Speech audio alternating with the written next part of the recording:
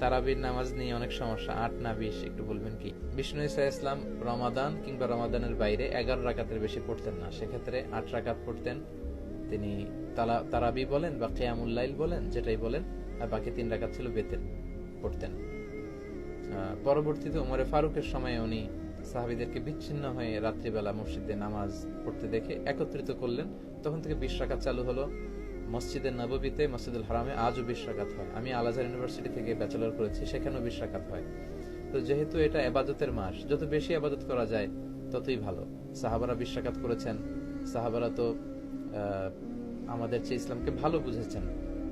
মসজিদুল হারাম, মসজিদ নববীতে আজও 20 রাকাত হয়। মানুষদেরকে যত বেশি সুযোগ দেওয়া যায়, এবং 20 রাকাত হওয়াটাই ভালো।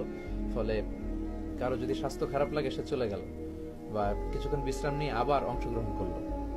8 রাকাত হলে যেটা হয়, খুব অল্প সময় শেষ হয়ে গেল, ফলে অনেকে হয়তো বঞ্চিত হতে পারে। 20 রাকাতই চালু থাক, যার যতটুকু সুযোগ হয় পড়বেন, ফ্লেক্সিবিলিটি আছে।